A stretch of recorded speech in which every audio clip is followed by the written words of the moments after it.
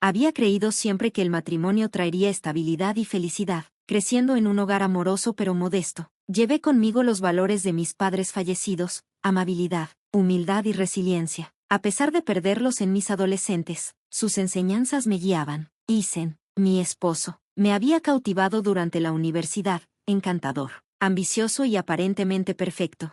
Al principio, su familia parecía acogedora. Su madre, Eleanor, sonreía educadamente, aunque sus ojos traicionaban sus verdaderos sentimientos. Su padre, Gerald, era reservado, pero sus miradas desaprobadoras se alargaban lo suficiente para hacerme daño. Ignoré las señales de advertencia porque amaba a Isen.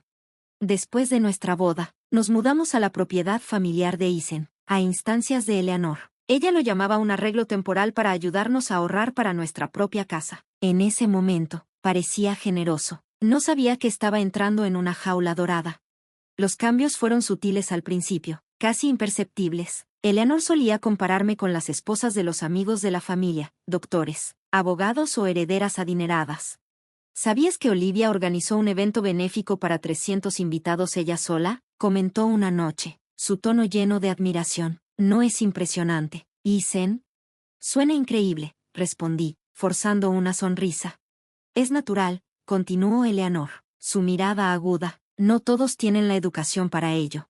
Isen no me defendió, ni siquiera lo notó. Me decía a mí misma que era más fácil dejar pasar esos comentarios que arriesgar un conflicto. Pero las cosas escalaron. Eleanor comenzó a tratarme menos como una familia y más como personal de servicio. Dejaba listas diarias de tareas, planchar ropa, pulir cubiertos, preparar comidas elaboradas. Al principio, cumplí, esperando ganar su aprobación. No importaba cuánto trabajara, nunca era suficiente.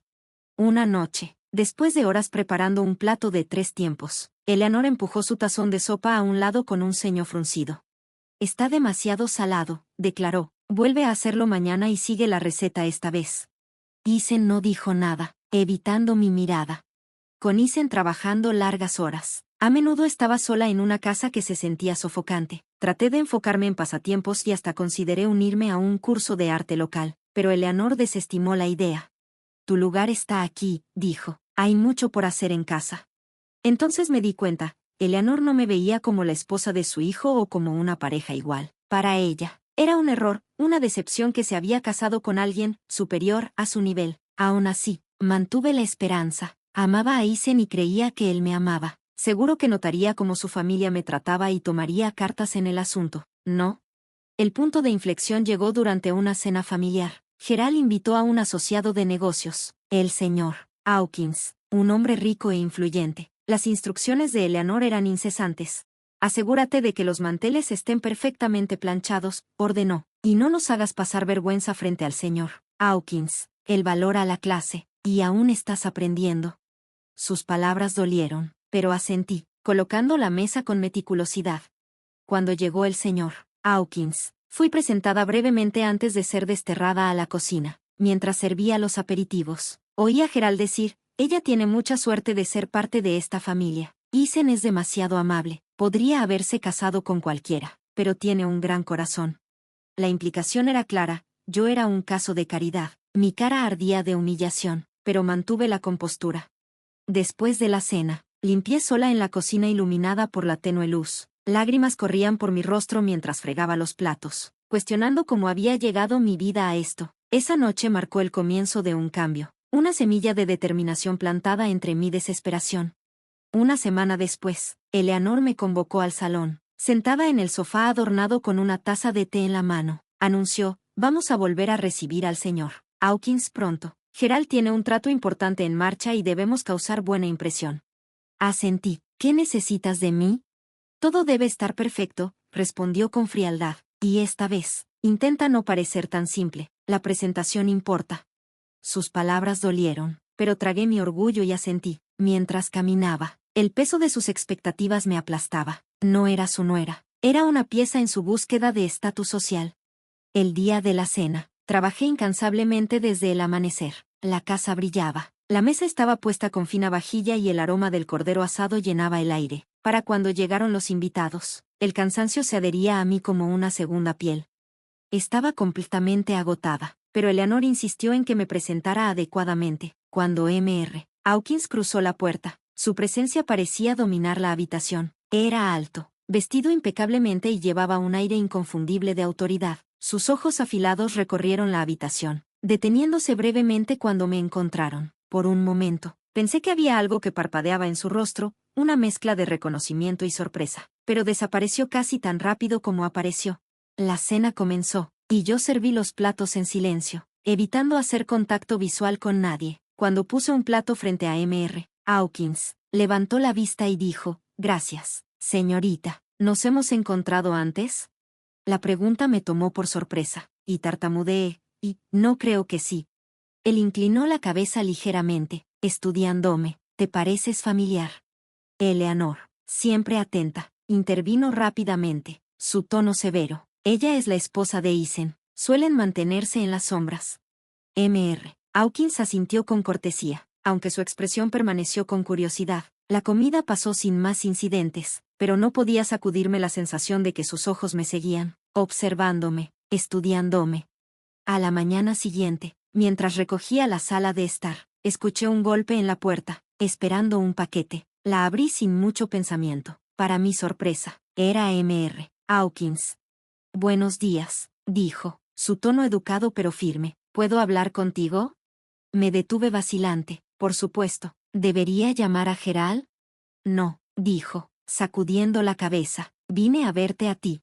Incómoda por lo que podía esperar, lo llevé a la sala de estar, mi mente corriendo. Se sentó, su mirada inquebrantable.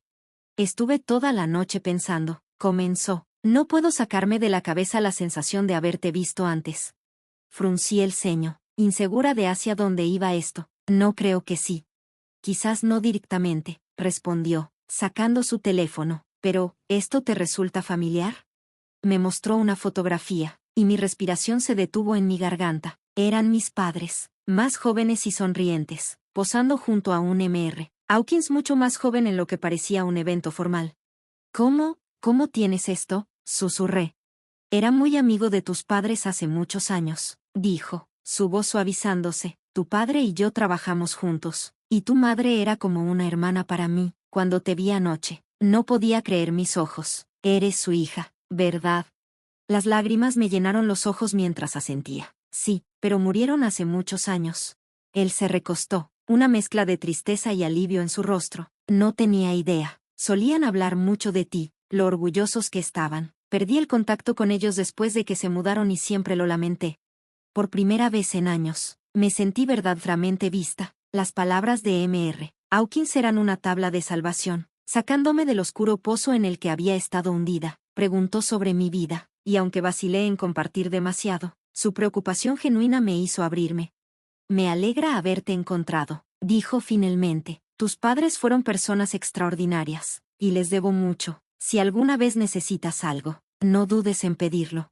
Mientras se marchaba, sus palabras se quedaron. Te mereces algo mejor que esto. Esas palabras resonaban en mi mente mucho después de que se fuera, ofreciendo un tenue rayo de esperanza.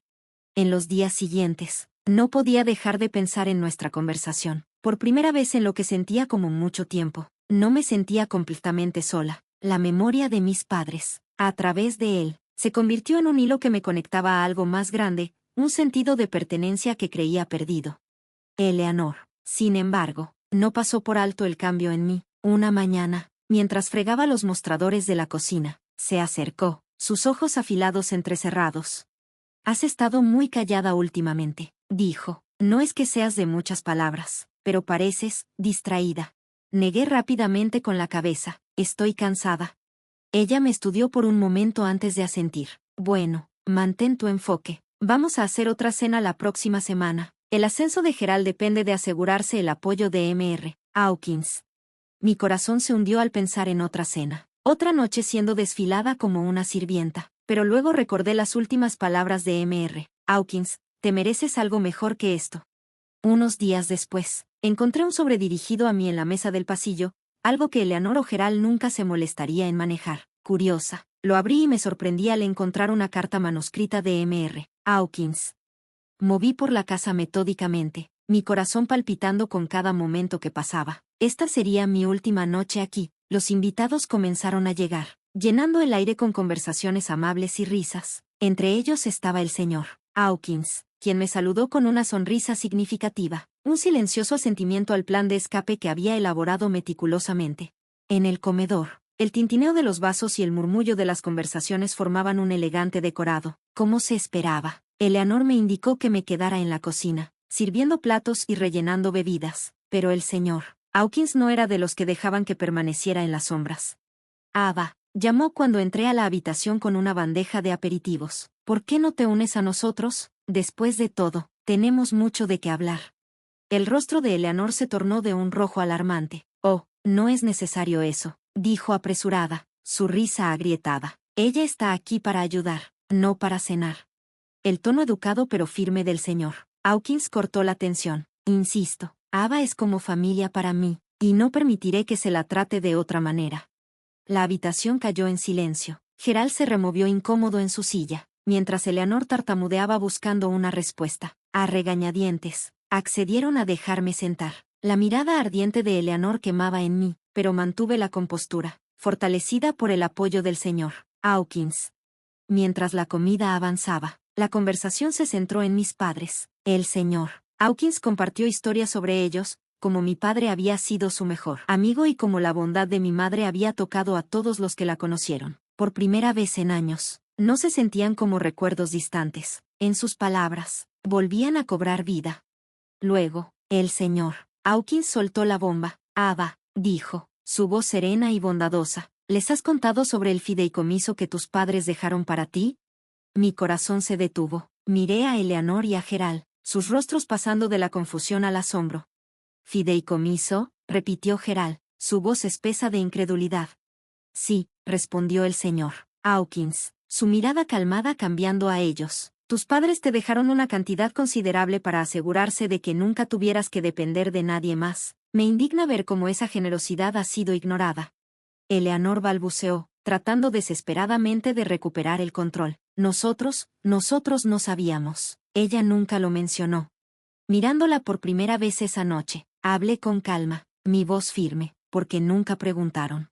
El aire se volvió pesado de tensión. Gerald soltó una risa nerviosa. Bueno, esto es solo un malentendido. Por supuesto que Ava tendrá acceso a sus fondos. No es cierto. ¿Eleanor? Pero la fachada de Eleanor se desmoronó. Es ingrata. Gritó, su voz chillona. Después de todo lo que hemos hecho por ella, darle un techo, comida, así es como nos responde.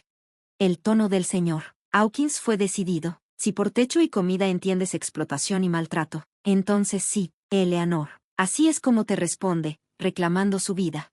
Por primera vez, Eleanor quedó sin palabras. Gerald se desplomó en su silla, su habitual bravuconería drenada. Después de la cena, recogí silenciosamente la bolsa que había empacado y me dirigí a la puerta. El señor Hawkins me siguió, ofreciéndome un paseo hasta el apartamento que había arreglado para mí a través de sus conexiones con una organización benéfica. Mientras salía, sentí un torrente de emociones, alivio, empoderamiento y una sensación agridulce de cierre. Eleanor y Gerald ni siquiera intentaron detenerme. Debían haber comprendido que su control sobre mí estaba roto. La mañana siguiente, desperté en un apartamento pequeño pero acogedor. Mi apartamento, por primera vez en años, sentí que podía respirar. Empecé a asistir a talleres en la organización benéfica, aprendiendo habilidades para reconstruir mi vida. El señor Hawkins permaneció como una guía constante, ayudándome a navegar el fideicomiso y alentándome a perseguir mis sueños. Lo más importante, comencé a redescubrirme. Ya no era una sirvienta o una asistida por caridad, era Ava, una mujer con futuro. Meses después, estaba sentada en una cafetería tranquila, sorbiendo café y leyendo un libro. Mi vida no era perfecta, pero era mía. La carga del pasado se había aliviado, reemplazada por un sentido de posibilidad.